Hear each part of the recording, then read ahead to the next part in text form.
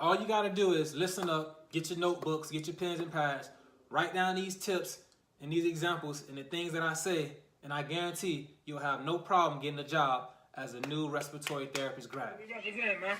Big money bound. Big money bound. Welcome to Big Money Bound TV Respiratory Therapy Edition, man. You feel me? Respiratory therapy lifestyle. That's what we giving you, man. Shout out to my RRT posse. That's what I'm calling my subscribers. My RRT posse. All right, today what I'm going to do is I'm going to help you get hired as a new grad, because that can be kind of hard. It was very difficult for me. And I wish someone would have gave me some pointers and some tips of what to do in order to get hired. So it wouldn't have took me so long to start making money. I want to see everybody get paid and live it up, you know. So, hey, man, I'm here to help you. First things first. Be sure to apply at all the clinical sites and internship sites that you worked at or were in school at. So wherever you interned at, make sure that you apply there first. That's the first places that you want to apply to. So when getting an interview at those sites that you apply to, be sure that your hygiene has to be good, man. You got to have good hygiene. I know this is like something everybody should know, but I just want to make sure I reiterate it, man.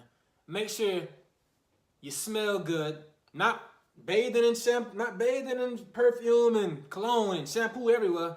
Just make sure you smell good, man. Have on deodorant. Make sure you use soap. Don't just use hot water. It was steaming, so it should clean it.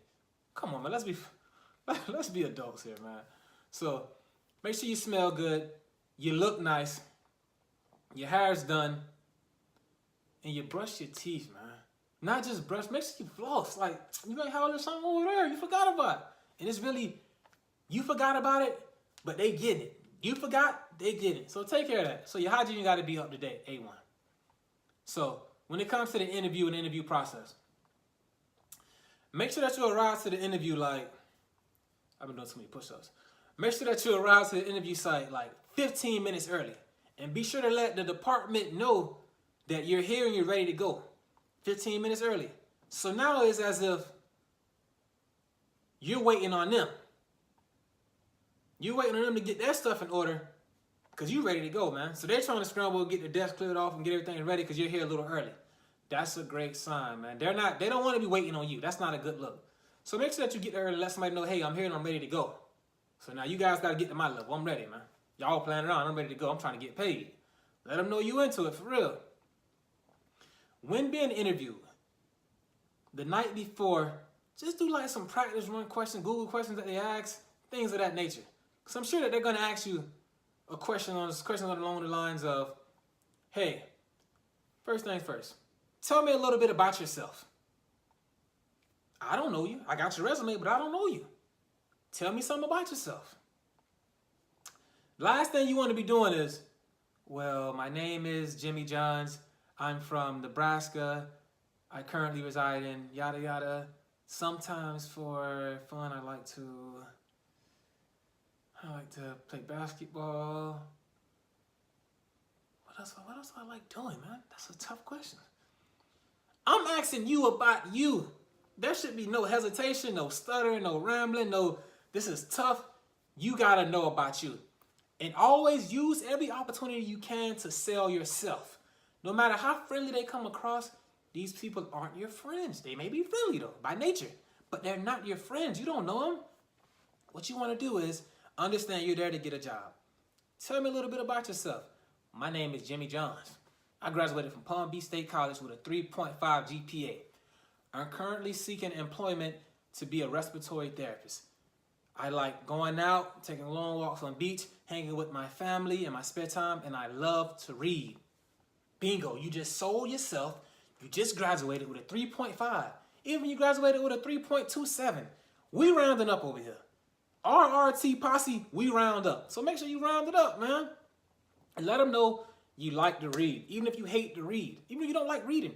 It shows that you're into stimulating your mind. You like to keep the mind going. You like the, you're reading, you're gaining knowledge. You want to keep that going. I finished school, now I'm done reading. Come on, man. Just let them know you like to read. A second thing. Make sure that you show them that you're committed to respiratory care, man. It's no ifs, ands, or buts. You don't want to have them second guessing, well, maybe he's not too into this and this and that. Because they want to know, hey, am I going to hire you? And then 2 months later, 4 months later, you gonna leave me and go somewhere else, run off to another career field, or say, hey, this isn't for me, or this and that? Are you gonna be here for just 1 year and then you're done with it? They're gonna ask you that question by saying, what do you see yourself in 3 to 5 years? You wanna say, I see myself being the best respiratory therapist that I could possibly be. You're showing them that you're still gonna be an RT within that time frame. That's what they wanna know. In 3 to 5 years, are you gonna still be a therapist? You wanna show them that you're still gonna be here. You still getting it cranking. So that's how you wanna answer that question. I'm gonna be here. I'm gonna be in 3 to 5 years. I see myself trying to be the best respiratory therapist that I could possibly be, gaining knowledge and perfecting my craft. So you're here for the long run. You're not here for a short term. You're here for the long run. Be prepared for this kind of question. They may ask this question a number of ways. Well, hey, I see you don't have any experience. I got a guy who just came here with 10 years experience. Why should I hire you over him? Or why should I hire you, a new grad, over somebody who has more experience than you? Okay, that's cool. Now you got to realize that it's you versus them. You want to get paid. You want to eat good. So you want to say something that makes that person look kind of not so appealing anymore. First things first. This will always work every time. I don't have any bad habits. Being a new respiratory therapy grad, I don't have any bad habits. I don't know any shortcuts. I'm not stuck in my ways. I'm willing to learn. You hiring me as a new grad, you'll mold me into the therapist that you want me to be for your hospital. I'm not coming from somewhere else with knowledge on this and that, thinking I know everything. No, I'll know it the way you want me to know it here, the way you've trained me to know it. Your policies, your procedures. That's bigging you up. You probably thinking, damn, I'll hire you. Yeah, like it's bigging you up, man. You're making that person look so much less appealing now. Another thing is, what they want to know? Another thing, they want to know, are you crazy? Are you crazy? Are you cuckoo? Can you handle a patient screaming at you because they're upset and not spazzing out and punching them and beating them? Can you handle crazy people? Or are you one of them? And by asking you that question, they're going to say things like, so let's say you had a patient that was a little unruly and upset and didn't want to receive respiratory care at that moment. And they got a little upset with you and said some things to you and yelled at you. How would you handle that situation? Again, are you crazy? You want to let these people know that you're not crazy. Well, I'll be sure to let the patient know that I'm from respiratory care, I'm a respiratory therapist, and I'm on their side. I'm here to help them. I'm just following the orders that the doctor gave me to come in here and administer their breathing treatments. If they would not like it at the time, I'll be sure to let them know, hey, I'm here all day or all night. I'm here whenever you need me. Just give your nurse a call, she'll call me, and I'll be right back. No hard feelings, I'm here to help you. Bam.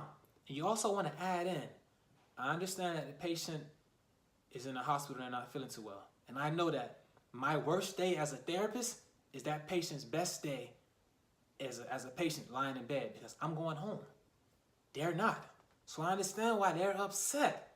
My worst day is that patient's best day in the hospital bed. I said that to somebody that was interviewing me. The lady said, can you say that again? She wrote this down. I'm going to use that. It blew her mind. To let them know, hey, I'm not crazy, man. And what else? It's another thing I want to touch on. That's what it is. You want to know, you want to be prepared to answer critical thinking questions. Hey, this is an easy one that a lot of people stumble up on. Okay, let's say you're responding to a code blue, you're the first one in the room, patient's in cardiac arrest, not breathing. What do? Being a therapist, you want to run to the head of the bed and begin the ambu. Open up the airway, C and E, and start the ambu. But that would be incorrect. The patient is in cardiac arrest. You want to start chest compressions immediately. That's an easy one to miss. Start chest compressions. I had someone ask me that question. So what do you do in the code blue? You're the first one there and the patient's not breathing and in cardiac arrest. Oh, I start CPR. What do you mean when you say you start CPR? I began chest compressions. The lady was like, hey, thank you, sir. Thank you for answering that correctly. I had 3 people with 10 plus years experience that forgot to say chest compressions. Thank you. So just make sure that you always say chest compressions in the code blue situation if you're the first one there. And if you're not the first one there, let them know that you're ready to take control. So hey, you come there and someone's doing, another therapist is doing CPR, what do? I begin to get the airways set up and ready. I begin bagging, ambuing, make sure we got some ventilation going on. Bam, then you go to that. So those are the main things you want to consider and be ready to answer and be prepared to answer and know how to answer when they ask you. I wish you the best of luck. I'm with you. Big money bound. I want to see everybody healthy and wealthy, man. Subscribe, like my post, not even post, like my channel, like my videos, and just come back. Every Monday I plan on dropping a video, releasing something that's pertaining to respiratory care. So come back. Hey, man. That's it, my friend.